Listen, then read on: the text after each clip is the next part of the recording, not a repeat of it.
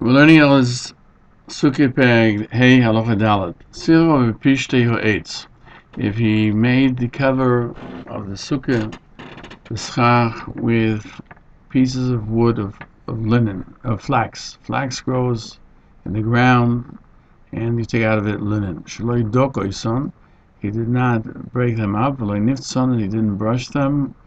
Kshero, it's kosher. Let's go down to the Peirush. Shadayin Eitzu. It's still wood. When flax grows, it grows on sticks, and you make from it strands. Like a Mishnah cites in Sukkah 12b. Amar Vachano Amar Yochanan. The Maggid Mishnah has a text Amar Rav that if you covered it with initze pishton, it's possible. Behutzne pishton, it's kosher. Now, what are they? First, they take the flax and they soak it, and after they soaked it, they smash it and they brush it with a comb.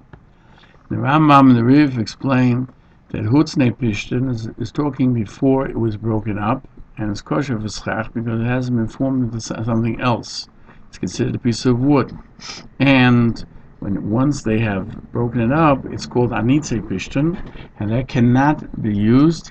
Why? Because it has been changed. And it's as if it wouldn't be from that which goes in the ground. Cites Rashi. Anitze pishton is after it's made white in the oven. They put it afterwards in an oven, and even though they didn't make it a garment, it receives tumas, nigei begodim. It's susceptible to have negoyim, which is the plague of houses, of garments and houses of people. And just like any linen garment can do so, and therefore you can't use it because it receives tuma. Anything that receives tuma cannot be used as schach. But before it became white, it may be used. That's according to Rashi. Toisus discuss whether if it's called if before you have made it white, it becomes tomei. The Litz Gaius was of the opinion that even after you broke it up and you combed it, it's not able to use a schach because it's considered something which receives tuma even before you made it white. And Rashi and the Rambam explain the Mishnah that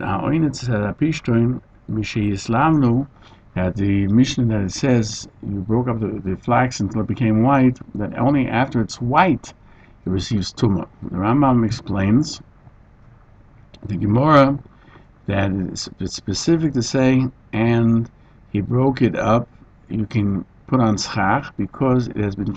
You cannot use it as schach because it has been changed from what it originally was, and it doesn't look like something that grows from the ground.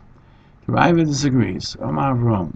The Ravid says a different reason why it can't be used. Different than that of the Rambam. Why after you've broken it up and you made it into and you brush it, you can't use it as schach, because according to the Rambam, it changed its appearance.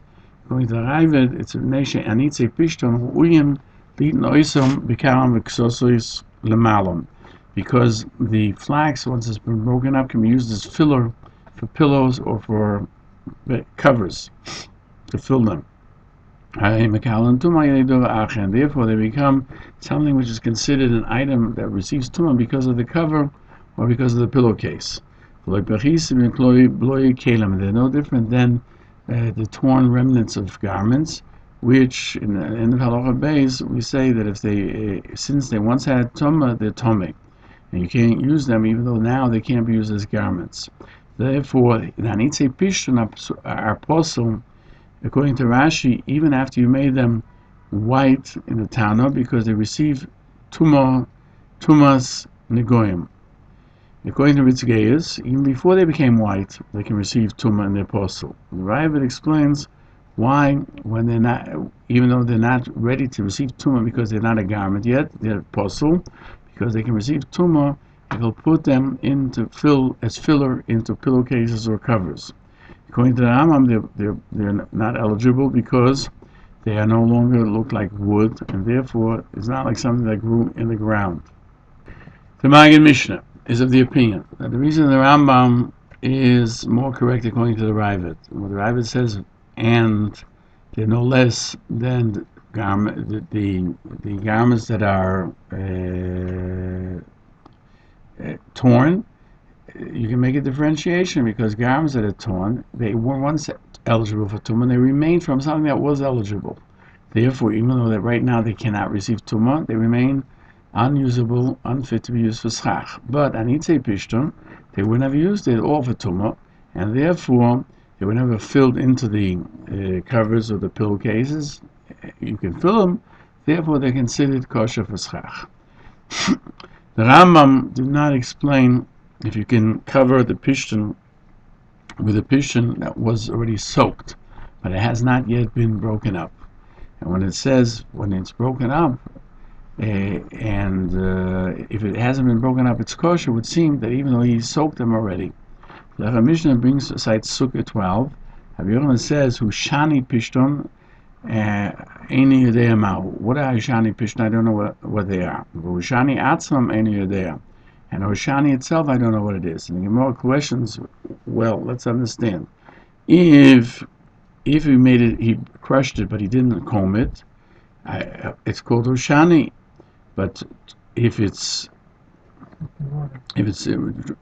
was in water and it wasn't yet broken up, that's called utzani. Or maybe if even though it's been soaked and it hasn't been broken up, it's also called hashani, and therefore they would not be usable. And Rashi explains the question is why they call it hashani. Is it because we're referring to flax which was broken up but wasn't combed?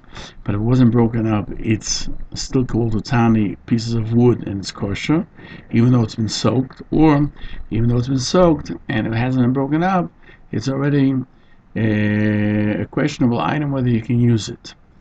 Lecha Mishnah cites the Ran, who is lenient if he soaked it and he didn't break it up yet, since only the Rachon say it's also to make schach even when it was broken up, because it's no longer looks like something that grows. Therefore, when we're not sure, and it's only the Rabbanon, we are lenient and you can use it because it hasn't been broken up yet. And furthermore, we have a double question. First of all, if Rabbi Yochanan is referring to whether it was soaked, or he's only talking about once it was broken but it wasn't combed, but it was only soaked, then according to Rabbi Yochanan it would be kosher, and it's called sveka. It's a double question, it's kosher.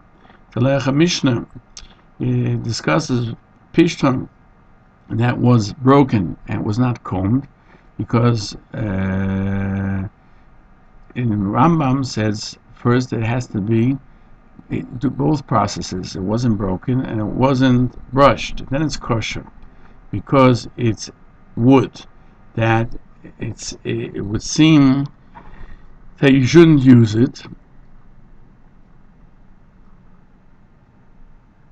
And then he writes that if one of the processes was done, he shouldn't use it. And then he writes that only if he did both processes, you cannot use it. Therefore, it would seem that if he did one process, it would be kosher. And if we'll say that the understanding is to be mekel, because sveiket rabban lekulon, he should have said sachacha bepishtei ha'etz shelo niftzon kshero. He should have said if he used the pishtei ha'etz before he broke them up. Why does he say first in Halacha Daled?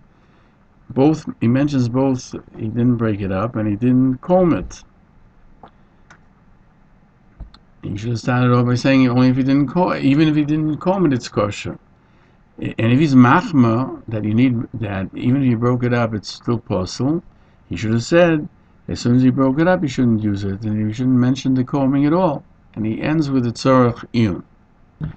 Shulchan Aruch in 629 paskins that if he covered it with pishton when it wasn't broken up and it wasn't combed, it's kosher, because it's only eitz, it's wood. But if it was broken up and it was combed, it's posel. And the Mishnah Berurah points out, it says it was not broken and not combed. That means he already soaked it in water. Still, since he didn't break it up, it's considered eitz.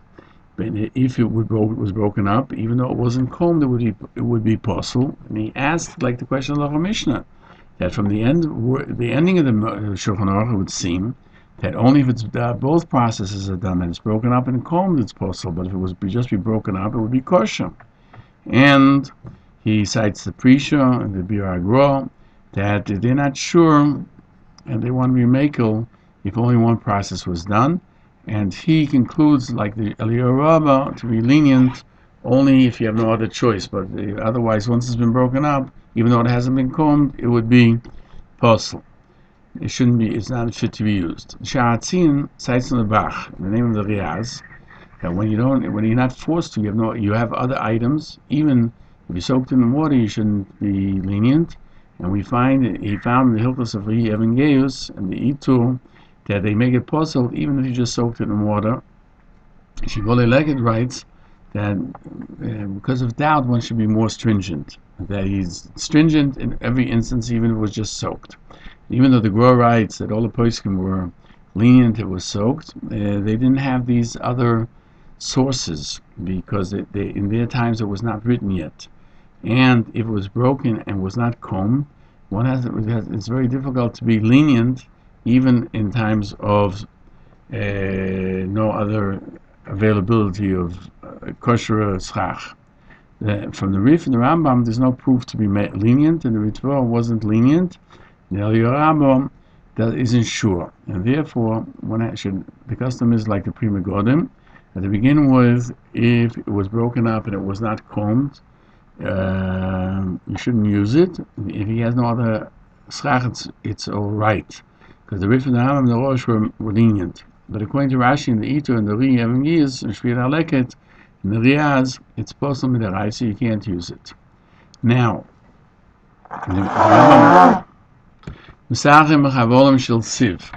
one can make schach with strings of shachalav. One can make schach with strings of what? Of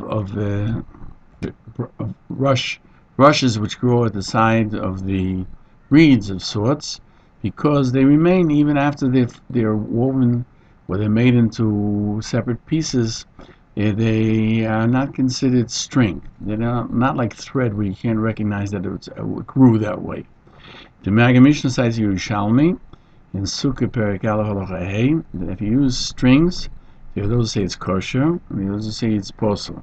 There's a brisa that says it's kosher, and there's a brisa that says it's posel. Yerushalmi explains that the brisa that says it can't be used is talking about when we're using rope that's made from linen, flax, and therefore the one who it's posel. But the one who makes it kosher is talking about by reeds that you put them together, because rope itself is not mekabel tumah, it's not a vessel, and it didn't change from the way it originally looked, whereas flax does. This is also proof that if you broke it up and you combed it, that the change of what it looks like has its effect. Chalav, Meir explains, this is a grass that grows that you make from its string, and in Arabic it's called chalfa, and it's a type of willow. We find chilfa gidr, that's a type of willow, and the strings of flax that Yerushalmi says posel is only if they're made from flax that were broken and were brushed, because if they're in the original form and you tie them together, then they're okay, because a string does not receive tumah, and it doesn't change its looks. But if you use it for bed, then it would be possible, because it's no longer looks like its original form. But strings of Hutzni Pishtam, that they weren't broken and they were not combed, they're kosher. The Rambam doesn't mention the law of strings, that they're possible for schach, because he says in Sepishtam it means that they were broken and combed. And that's when it's possible. So if they made them into strings, they're definitely possible because they become now something totally different. Shulchan Aruch says the halacha is by strings of pishon it's possible, but shel gemim shel siv kshero, which means made out of grasses, is kosher. Mishnah Berurah cites that Shulchan Aruch Harav is matir, permits to make schach with canvas.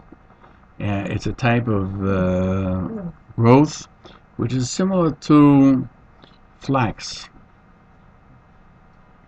Again, because it's rope and it's still recognizable as its original form.